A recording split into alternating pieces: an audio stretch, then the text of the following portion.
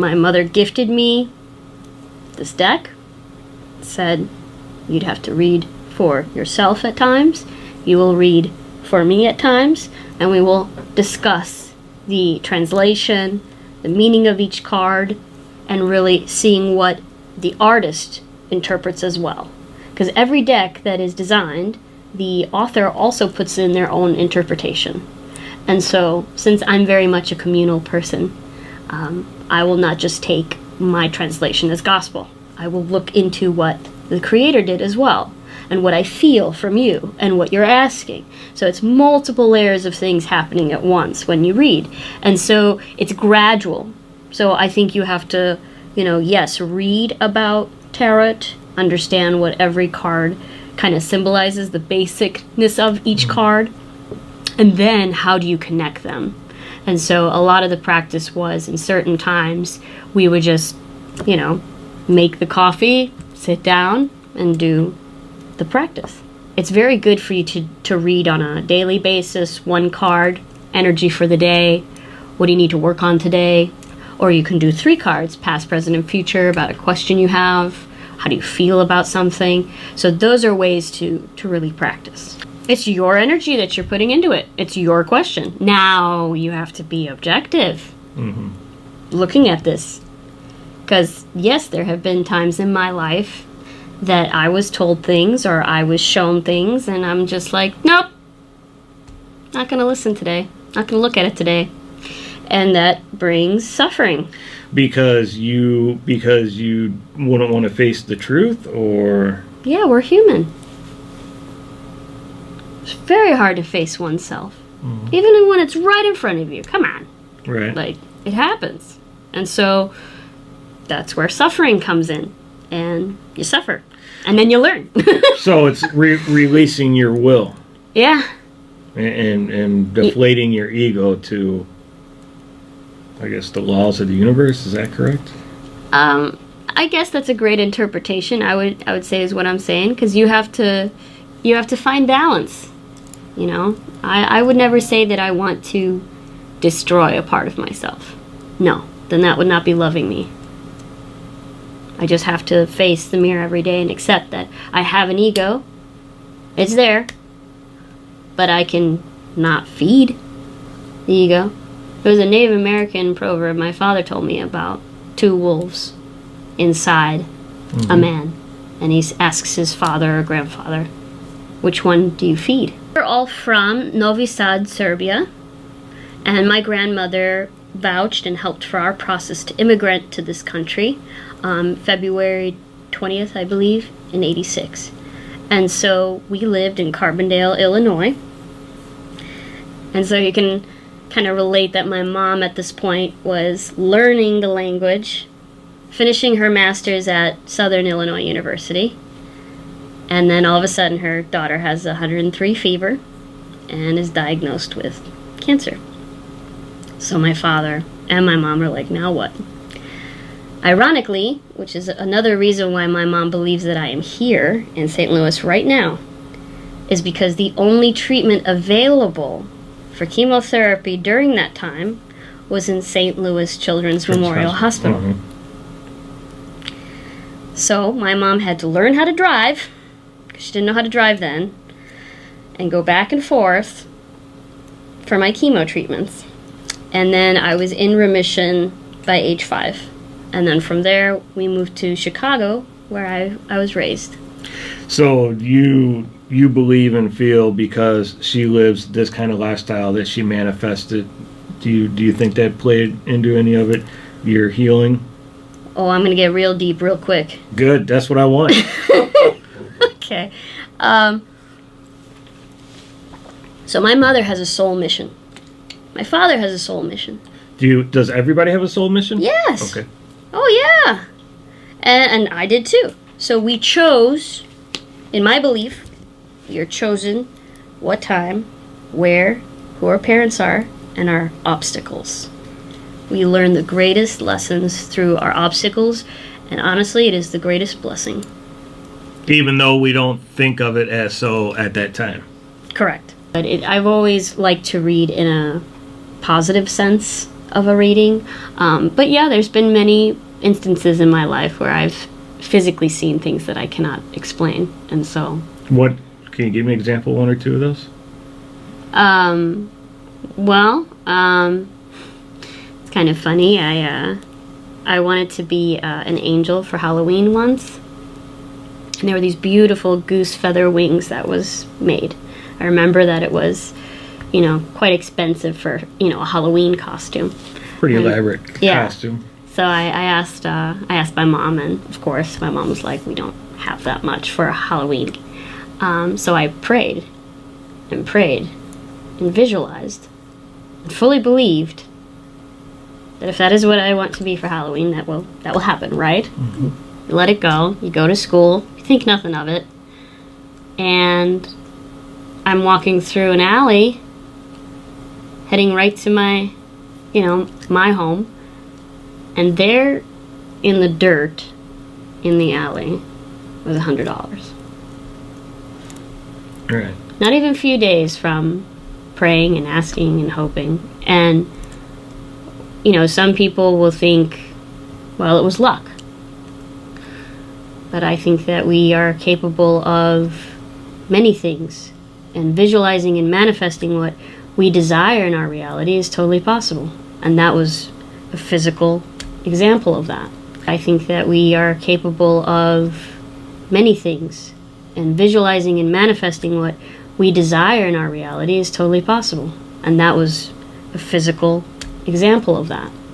Yeah, luck could be if it happens once or twice. But if you see it happening over and over again throughout the course of your life, then you know it's something on a different plane. Yeah, I saw the movie The Secret. Mm-hmm. It was so popular. It was like all over the place. Again, about manifestation. Right. And so I did in the film, it says to try a cup of coffee. Just get a free cup of coffee. So I visualized it. I visualized how it was going to happen. And it was basically I was going to go into a cafe and they're like, oh, it's this special for today, so you get a free, coffee. And I was like, oh my goodness. It is happening. That's kind of my little motto when I just see things just coming into fruition and just letting it happen. I'm just like, it's happening. It's happening. It's not in just one scripture, so I'm not going to say that because I've read about Judaism and Christianity, a little bit on Islam, still continuing my study in that. But in various scriptures that talk just about angels, they say that one way to ask in visualization, they will send you pennies and feathers. You'll see it anywhere. And it's just for you to kind of know, in a sense, that you are being guided and your ancestors are with you at this point. And I found that very, very powerful because when I did ask, and I do see pennies now, and I do see feathers, it just reminds me that I am in the flow, I'm on path, and I just walk my path. Not in the sense of being lost or not knowing what to do. It gives you that reassurance of, yes, everything is good and where it ought to be. Is there a set amount of lives that one will live before they pass on to eternity and never return to Earth? That I don't know. No. I think that's every soul's decision. So we get to decide as a soul. Because God is collective. So, in my belief, if you go through a life and you get to be with the universe, you get to be with God again, and then they say, hey, you got to go back. It's not like you're going to deny that because you have more to learn. So then you will go. I believe that in ascension is like a level of high enlightenment and you move to another level or another dimension. I cannot say that it doesn't exist. So we keep on coming to Earth until we get it right and then we can move on. Yes. When you do a natal chart in astrology, the natal chart is a blueprint of your soul when it came into existence on your birth day, the date, the year, and the time, and the location. When you do that, it states in mathematical formula where all the planets were at the time of that. When you see that, yes, when you have all of that information, they can technically go backwards and give you an estimated theory of when your first soul incarnation came. By our birthday today that we're living in now. Yes, you would have to seek an astrologer for that. I'm actually ready to study astrology. I will not be able to read anyone's astrological charts until 5 years from now. How many past lives have you had?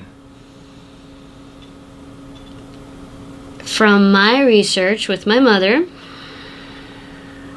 it is said that my first soul existence was during Babylon. Do you have any visions or recollection from that time? Just watch Game of Thrones. It's a great example. So that's pretty true to life. Back then, oh yeah. Yeah. Yeah. Yeah, it was very bad. What's the do people tend to have the same kind of social structure throughout their life, or sometimes they could be royalty, sometimes they could be slaves? Mm-hmm. Okay, so remember it's like, I mean, have you seen Ready Player One? no. Okay, great. You need to watch that. Very Ready Player One. Yeah, yeah. Okay, and what is that? It's a great film, blending with sci-fi, but again, I think it's a great example of if you're in a video game and you could design the video game anywhere you want, that's what you do. Say, I want to be at this time frame, in this existence, with this kind of consciousness, so that I can go over all these obstacles, and these are all the obstacles, and when I get to through all these levels, we'll see how I turn out at the end. So are our deaths preordained? Like, is my death already determined? Now, that's tough, because it's said in astrology that you can look up when you'll die. Like, literally. Mm-hmm. But because we have free will, isn't it so that if we do work on ourselves and we do face our mission, can we not extend that? I would say the reading that meant the most to me was a woman I did not know at all. I did a reading for, and she asked about her husband and his state, because he is fighting cancer. And I read it, and she gave me this look of real understanding that she could get through it, no matter what the outcome was. Even though in that reading, it actually looked very like a long process. It's not going to be just gone, you know. And I just still remember her reaction. That's what really meant to me, is that she felt the satisfaction of just really understanding where she's at, and that she's capable of going through such a hard obstacle with the man that she loves. That was the most recent, and that was a few months ago. You have to be ready to ask, and then you must understand, I'm not interpreting anything that you want to hear. I'm going to say it in the most uplifting possible, but if there is negative, I'll tell you how to overcome that. But you gotta accept that, because you asked. So I shuffle these. With a question in your mind. A very specific question in your mind. And then when you are ready with the shuffling, you'll then just divide the deck into 3. So shuffle them however I want? Correct.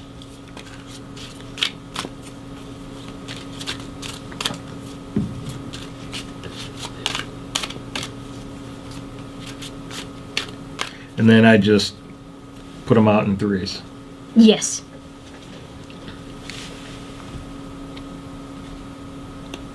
And then you stack it however you want.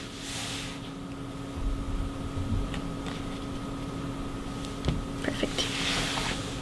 You're ready? Mm-hmm.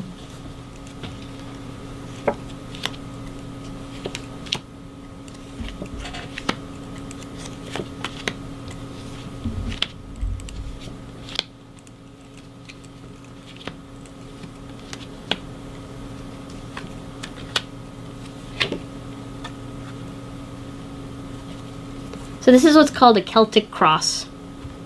It's a standard format. Many tarots do. Every placement of the card has a meaning, and then every card has a meaning.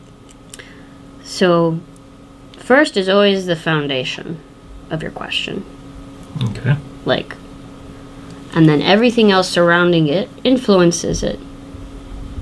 And again, by your free will. So in the beginning, we have Tara. That is 0, which is the Fool. And it's like you said, it's time for the start of a great journey. Innocence that allows one to be open to blessings, new beginnings, optimism and trust, feeling protected by the divine forces. So like you said earlier, it is about that you've made a decision to start on a new phase, and that you know that whatever is around you, it is positive. You listened to your inner gut, and this is the decision you made. Now what is covering you, and I call this the veil. Many people have said that. And the veil is kind of like the things that you don't want people to know. It is what is covering you. It's something that some will see and some won't. And so if you see the card, it is these two women in agony, and it is oppression. Both of these are major arcana cards. So in regular, you have the Fool, which is the innocent, starting a journey, but then you also have, in this tradition, it's called the Tower, which is chaos. So what is covering you is feeling overwhelmed by oppression, by circumstance, or by emotion. Depression has left your life, the light that has left your life. You are waiting to be released from your darkness, a new start after a painful ending that may have shattered your view of the world, a pause before moving into the new phase of your life. So right now, what is over you is your past. Something of your past that you need to overcome, that you need to face, or what is depression, which is this feeling of it, and you must face and overcome that so that your new life can begin. It's the same as when you start a new lifestyle. You don't go hardcore intermittent fasting and you do keto and you go 4 or 5 days a week to the gym, and then all of a sudden you have that plan, but you stay at home and you drink soda and eat donuts and you just think in your mind you're going to do all that, but you don't. Why? It's from a state of lack. So there's something over you, and you'll know inside. You can go into meditation and ask specifically, you have to say, I am ready to address the lack within me. Why do I believe I am not worthy? Where does this come from? You let it go, you meditate, and probably in the next few days, the universe will bring it to you. And then you can face it, if you are ready to do that. But that is something covering. What is above? And if that never comes, if I never get rid of the lack, then I will never... You'll start a phase of your life, but it's like a pattern repeating. It's like if you never got over the habit of chewing your nails. Right. Then even as an adult and you have kids, you're chewing your nails in front of them. Because you just never got over that pattern. Okay, I got it. So 6 of Swords is what is coming from above. And that is usually on a transition. You're going to go somewhere and travel, maybe. Transitions that go smoothly. New knowledge that helps one grow and move beyond current limitations. So the universe is going to bring you that. The lessening of difficulties. Travel in order to gain distance from your difficulties. Detachment as so to be better understanding of a situation, and healing. So the universe in the next 3 to 6 months is going to give you several opportunities for you to be able to do that and detach. And so you'll almost feel like you're on this ride. if you do not physically actually travel. You may get an impromptu to travel somewhere, and it will kind of bring in reminders of things that, you know, need addressing, and you're like, I gotta get to that. And so in the 3 to 6 months, I'll be traveling somewhere. possibly. Or internally. But it's about giving you... See, you see that she's on a boat with all those swords with her. So she's fully stocked with things. And so it's on a, you know, even on an emotional level, you may be internally going on a trip and Gotcha. detaching from past pain, past trauma, or whatever it is, so that you can overcome it. What's your most recent past is Queen of Cups. Cups is of water, and it is of emotion. And this one is a court card, so it's more of a mature. It's not a princess, it's a queen. And usually this is kind of talking about your feminine side. So every individual, I believe, has a masculine and feminine for our balance of our energy in our bodies. So reincarnation, do we come back as men and women? Yes. Or, okay. You would not be able to go through all the obstacles in just one way. In the most coming future, so again, 3 to 6, you're going to have a lot of communication. 10 of Staves is always what's in the air. It's almost like a nice little fence in the sun here. So it's the accumulation of the creative venture begun with 1 of Staves, success that becomes overwhelming with its responsibility. The final vision is within reach, but work can be oppressive. So again, we have to go back to that. It's you get the opportunity of where you want to go, and now you're in the plane, but now you're going to complain that you're in the plane. Why on earth would you complain? Right. I don't know many personally that do this consistently or as a business. I don't. I generally, just focus on me and reading friends and family, and then people by appointment. Awesome. Yeah, my true goal is to give back in this way, to give insight to others when they are ready. Who might have longing questions that... Correct. Yeah, I don't have any desire whatsoever to convert or get anyone interested. This is a part of my humanitarian experience, to give. I think we all have that need and wish to give to others, to help the next generation, to see people through hard times. And this is one way through my spiritual practice that I do that. Since being at death's door at a young age, you're probably more appreciative and... I was very aware after remission. I would tell my mom where things were. I would tell her she would get a phone call. 3 seconds later, the phone would ring. I would tell her that, so-and-so wants to hear from you. Call them. Oh, I was just thinking about you. It's funny that you're calling. And what is that? Is that tapping into... That's tapping into your unconsciousness, and I think that, again, we all have this gift of telepathy. We always have that in our intuition. When we know something is wrong, something's off about a person, we haven't heard from them in a long time, so we check on them. Why do we do that? Why do we have this like aching feeling, I gotta talk to my mom right now, there's something wrong, there's something that happened?